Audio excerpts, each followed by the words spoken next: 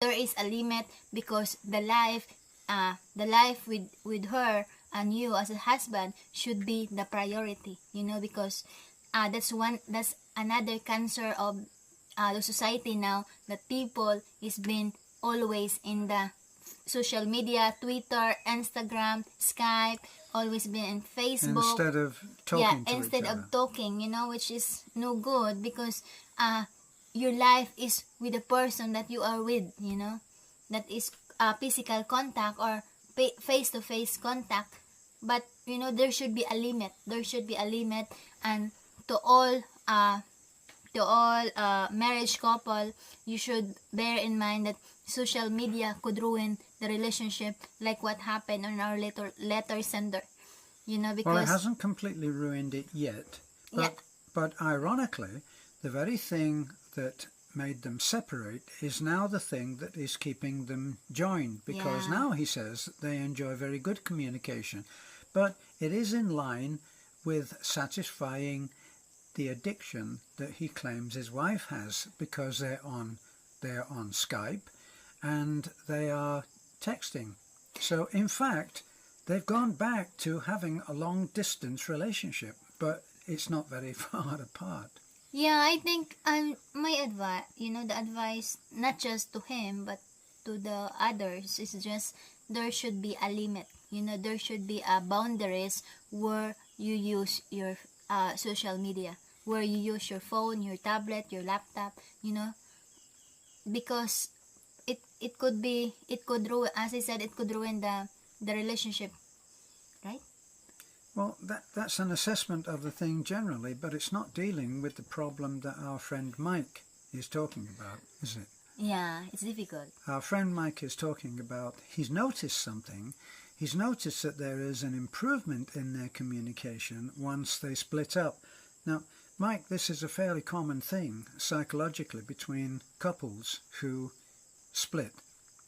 They split up, and in America, my favorite place for finding the right slang description for any given situation, and that is that they may well be now enjoying a kind of buddy sex. In America, when couples separate, the pressure of trying to keep the marriage together is gone because they're separated. But whatever bond was there is still there, but they haven't resolved their problems. So they come together and they have what they regard as being safe sex, because if they haven't found other partners, then they're still bonded to each other, albeit that it's a fairly ragged agreement, right? So in a way, you're enjoying a cyber version of that. Your buddies, your friends again. Yeah. But in line with her addiction. Yeah, and I think before it gonna totally damage the relationship, go to a marriage counselor, for guidance, for advice, professional advice on how to resolve on that addiction, or maybe just if you and your wife, your ex-wife, will be back together, try to have no phone in the house. Why don't you go, once again, the Americans have a way of describing this, and when couples in America get so busy with their individual businesses, in the case of, say, a couple who met in law school and now have their own practices, and they seldom get to meet except over breakfast, coffee, and then perhaps in the evening, hopefully before they go to bed. But they end up that they have to have dates. So the husband has to ask his wife, or the wife has to ask, why don't we have a date this Saturday and go out together? So it may well be that you might have to ask your wife, if you are still interested, and evidently you are, you might have to ask her, hey, why don't we go out on a date without phones? Yeah, without phones. For that one night, let's go to a movie, which is, if you went to see a movie, of course, you wouldn't have the phones on anyway. So that would be a fairly easy gradient to go in, a first step on the ladder to success of recovering your marriage. So that might be something you do. And then finally, if you go to concerts where phones are banned, where you would not be answering the phone in the middle of a concert. So start trying to find things that you could do together where a phone is naturally out of place. Yeah, that's good advice, so try to for one day, you just set a limit, if you go back together for one day, just in the morning, and then in the night, 1 hour in the night or 30 minutes, just to communicate to the family of the and friends, so that your wife can communicate to her family and friends, and then after that, no cell phone at all.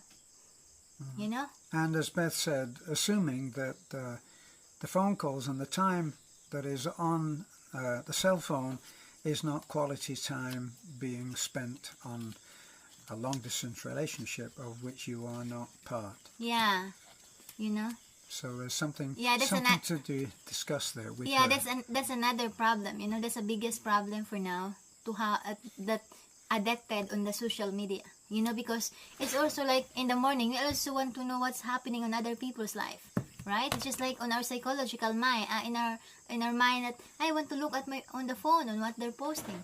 So that's another thing. That's another problem that we need to cut. To minimize, because you've been very interested in others' life, right? On others' posts, but you just didn't notice that your family is already been your relationship is already taking apart. So yeah, you can. I always tell Beth, she hates me to say this to her, but if she says, "Can I do this?" or "Should I do that?" or I often wonder if it would be okay, and stuff like that. Just normal checking in with your partner. And in those cases where I may not particularly agree or like it, I say, you can do anything you want. And it's true. Each partner can do whatever he or she wants, as long as you understand that there will be a price to pay, a consequence. So if you wanted to go out, for instance, if you were a guy that liked to go out and drink with the boys, and lots of people find that a bar is a place where they can relate most easily to, say, their friends. They go out and they have a quiet drink, and so on. You can do that, and you can do that, say, once a week, and your partner would agree to it. And then if you started doing it 2 or 3 times a week, or then every time after work you would go, eventually there will be a consequence. And the consequence usually is where you start to actually get distant to each other. And then, as this couple have now done, they've parted because being together was uncomfortable. Now, from what I read, and from the work of various counsellors that have written books, I read a lot of books on this. As you know, I'm a reader.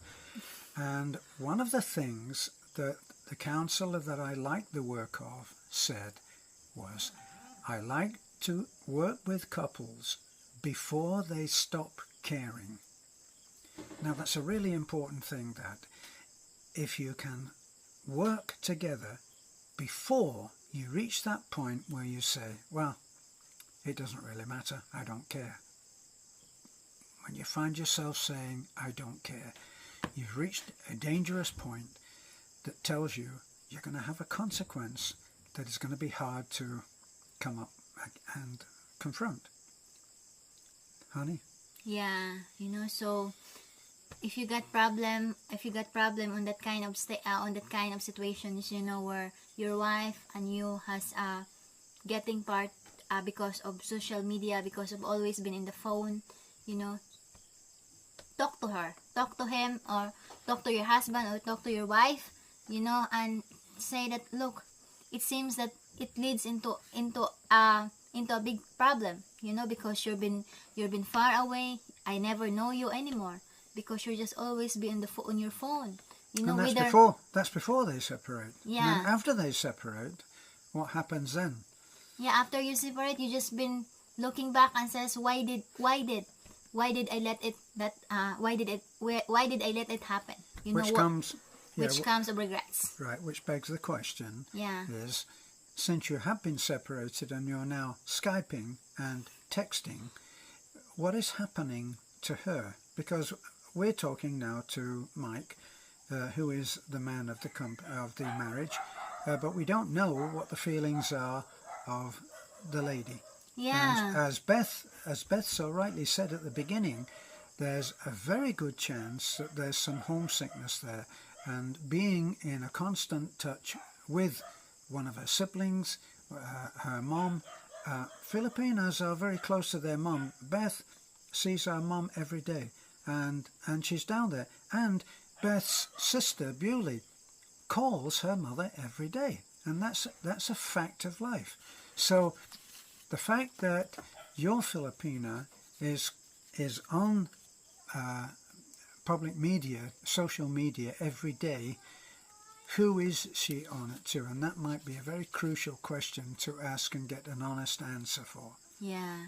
You know. If you can feel that it's honest. Yeah, and then maybe you could able to talk to the family of your wife, like, look, I want to reconcile a relationship, and once it reconcile, can you just have a specific time where she can able to communicate to you. You could tell to the family, because I wanted to reserve, and I wanted to nurture, and I wanted to recover the relationship that we got.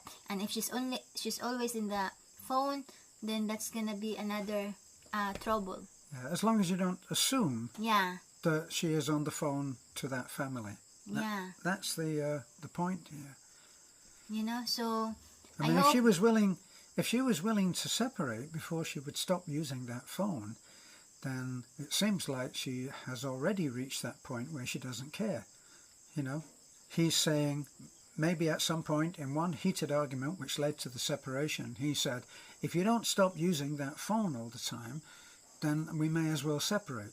I think there's more deeper on that, not just... It can't get any deeper than that, honey. No. It can't get any deeper than saying, if you don't stop doing that, I'm going to leave you. How can it get get deeper than that? Yeah, but possible. Maybe it's already been that setup has already been long. It's not just happened 1 week or 1 month. No, that's true. It's been a year. That's maybe true. It's been long that the husband already feel that there's already been a distance between the wife, between him and the wife. So just to the newer, just to the new that other that have problem on that, before it's gonna be a long distance between you and your wives.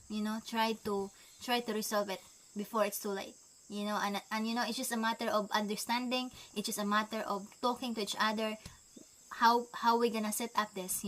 I know that majority of the Filipina that is married abroad, you're always been messing your family here in the Philippines, your friends. Yes. So you need to explain to your husband. If your husband feel that there's already been neglections because you're prepared to be in the social media, so it's just a matter of talks. And at the same time, to the husband, it's just a matter of understanding. Just remember that your wife is just one there, especially if she has not a lot of friends that she able to talk to, and she's missing the family that she loves most, because as a Filipina, our family is the priority. We have a close family ties. So that's another aspects that you need to understand when you're married to a Filipina. So not just all about that. Oh, why is it you're always been in the phone? So try to understand that you came from work. Your Filipina is just in the home, and she's just been in the four corner of the house. So maybe that's having a social media, having always been in the phone, is one way to cap up and to the loneliness that she got. Okay. Right. As we say, always a lot of assumptions there. Yeah, a lot of assumption. But read the comments of our other of the viewers. Maybe you can get more specific even more assumptions, ideas, more specific solutions on your problem. Okay, so again, thank you for sending your problem. I know that this problem was been raised because of the alcohol over cigarette over the wife, right? addictions. Yeah, addictions of cigarette. So Sir Mike, hope you gonna reconcile with your wife. And again, it's just a matter of respect and understanding. If you have trouble, Mike, in convincing your wife that she has an addiction rather than just a love of using something, then issue this as a challenge. And the fact is that if you can't give something up for, say, 2 weeks, that's an addiction. Yeah. You should be able to give something up for 2 weeks and not go insane. And a lot of people, for instance, if you were a heavy drinker or a heavy smoker, 2 weeks of giving that thing up would be hell because it's an addiction. Well, it's not so easy to pinpoint being on the phone as an addiction, but as you have rightly said, you could consider that her use of the phone to the excessive amount that she does use it is akin to equal to, say, an addiction of heroin or tobacco or booze.